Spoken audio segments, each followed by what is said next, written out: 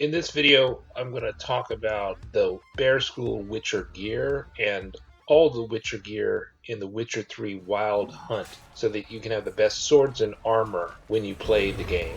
So if you're using the Witcher School armor and upgrading it whenever you can hit the level of the upgrade, you will likely have some of the best weapons in the game. So I played Witcher 3 Wild Hunt with Ursine gear starting in level 20 and upgraded whenever I could. And I could not find any swords better than the Ursine gear. And I think you could say similar things for the Viper, Wolf, Cat, and Griffin schools if you're upgrading. One of the things, though, is that you really need to choose a school. And so the Ursine school is going to give you the most protection, but it's going to be the heaviest. Because it doesn't come relatively late in the game, you can't upgrade, you can't get the first set until level 20. It probably is going to have the least obsolescence between upgrades because there'll be fewer levels between upgrades. So for instance, the Bear School, you start out with basic, then enhanced, superior, mastercrafted, then grandmaster crafted, right? And it's not until you get to level 34 mastercrafted that you need to find a master smith and armorer. So swords, you need smiths. For the rest of the armor, you need an armorer. So the Grandmaster upgrade's not until level 40. So one of the things that I think is confusing about these sets is they talk about the bonuses, and there's some of the bonuses you get right away, but for instance, with the Ursine armor or the Bear armor, you get this Quen bonus, but that's not only at the Grandmaster level, that's only after level 40. Don't worry about that. You don't need a Grandmaster to craft your armor. It says very clearly that you could use a journeyman up until the mastercrafted level.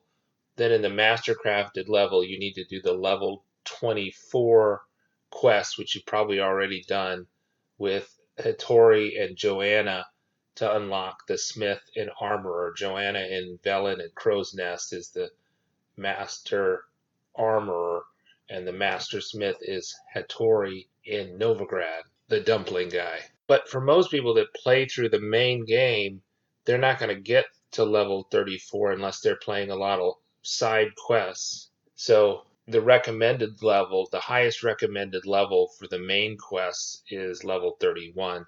So you probably will not need either Hattori or Joanna to craft your armor throughout the entire main game. I found that swords could not be beat with anything that I looted, and I got a lot of swords, and probably the primary source of income was selling opponent swords or looted swords from crypts, and none of them were better. A lot of the swords that I would get from quests as part of a reward for the quest, I ended up selling because they were not as good as the current Bear School swords. And, I would recommend if you don't get the armor, you definitely want to get the swords. But you might as well get the entire armor set. It's going to cost you a little more, but there's a lot of ways to make money through looting or treasure hunts if you're not getting that from the main game.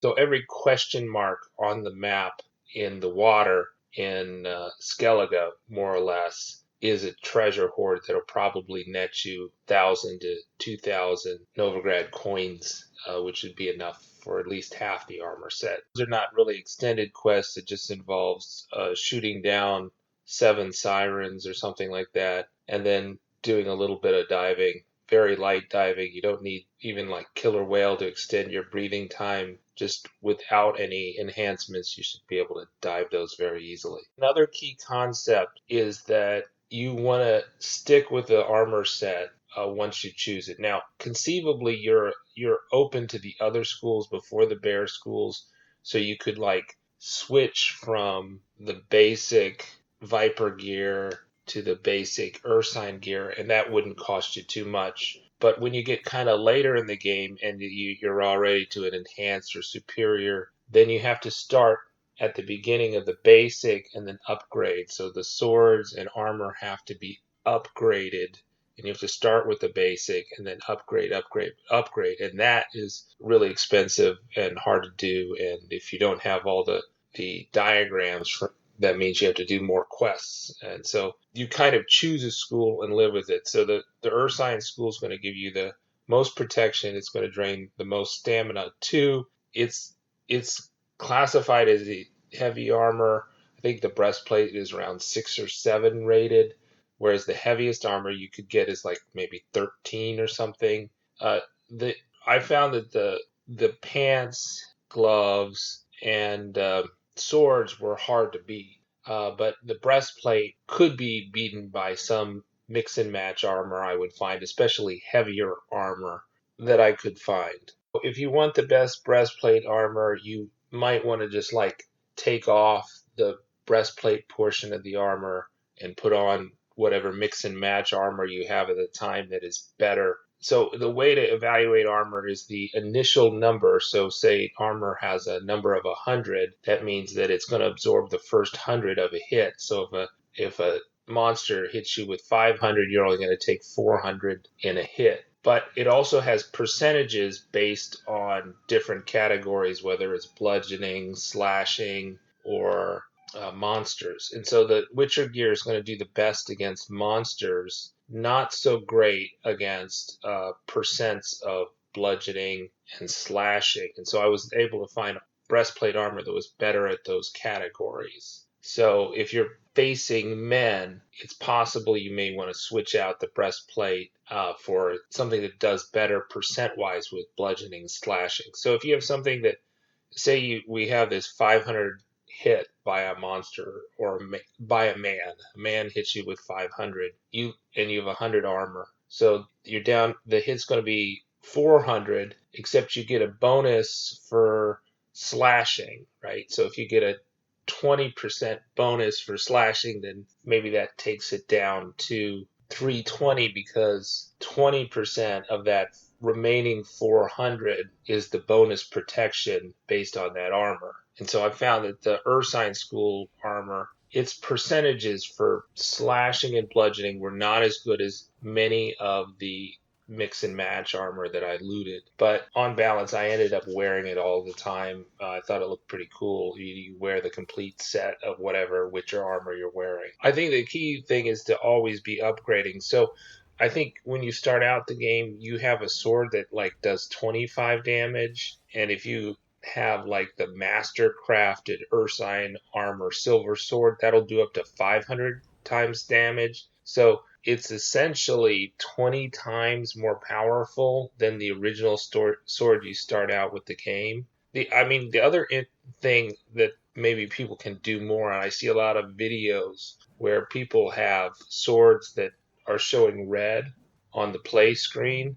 That means that those people are not repairing their swords and armor. So your major budget item that you spend your loot on should be to repair your sword. So you need to go to a smith or an armorer to repair your swords and armor. And they can, whether it's a smith or armorer, they can repair all of it. And you want to repair all the armor that you're using. You may not want to repair the swords that you're looting, or the armor that you're looting. You probably don't want to repair that. But the Witcher gear that you're wearing and the Witcher swords that you're wearing, you want to repair those. Because if the sword is at 70%, you're only doing 70% of the potential damage. So you want to do those repairs. The other thing is, if you're really into alchemy, then you should be making oils, and you want to apply oils based on the opponents that you have. So for men and beasts, probably Hangsman Venom is the best for your steel sword. And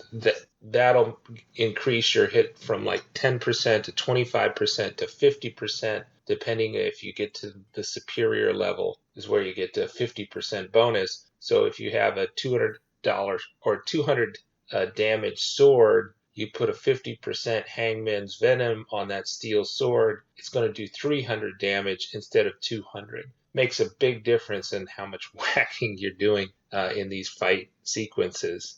The monsters, it's all based on what type of monsters they are. So you look up in the bestiary what type of monsters they are and use the appropriate oil. And it will suggest the oil that you should use on your sword. You want to oil up your sword before the monster fight, especially if it's a big monster. but you have to kind of do a bit of thinking about like what kind of monsters are you going to encounter because you need to apply different oils. And so if you're doing your alchemy and gathering the alchemy ingredients and then pressing the craft button, once it gets all green and you have all the ingredients, then you'll be getting this oil. And I don't think the oil ever runs out, but it runs out in terms of the drops you put on the sword. So it's something like 20 drops in cases. So you might, if you two drops, maybe you put 40 on there or something. But there's a limit to how many drops you can put on. So that's how many wax. So you go through a fight, you want to reapply your oil before you go into another fight. And that's done in the inventory panel. All right, subscribe to hear more tips about The Witcher 3 and learn about the fantasy TV series such as Game of Thrones and The Witcher on Netflix. Okay, so how do you get the diagrams for these? I think the easiest way is just to Google the particular type of Witcher gear, like Bear School Witcher gear. And IGN has a really good wiki on all the types of Witcher gear and their upgrades. And it'll tell you how to pick up the quests, and it'll give you a walkthrough of the quests that involve getting the upgrade diagrams. So you don't get actually the gear, but you get the diagrams. So then you have to go to a journeyman, smith, or armorer and craft that. So I would recommend early in the game, you can look at the crafting items. I think most of the crafting items have 0 weight. They don't add to your weight. You don't want to sell a lot of your crafting items, especially like silver. I think late in the game you'll regret selling silver. Hold on to all the silver because you'll need that for the silver sword upgrades. But so you have to go to a journeyman, armorer, or smith, depending whether you're doing armor or you're making a crossbow or swords. I think there's only like 1 crossbow for each armor set, but you are continually upgrading the swords and armor so that you have the best gear. Upgrade has a separate quest to get the diagrams so that you can take it to a smith or armorer to craft. And typically the rarer items like monster dust or something like that will be in the quest, so you don't have to worry about that. Just don't sell those kind of weird monster things that you loot from the monsters. At least save back 1 or 2 at least, but maybe more, because they may come in. And IGN does a good job of telling you what the ingredients are, and so maybe that'll help you keep on the lookout not to sell those things. You'll have them or you won't have to buy them when it comes time to craft that new armor set. So subscribe to the Linus Wilson channel to hear about The Witcher 3, The Witcher Netflix series, and other fantasy TV series.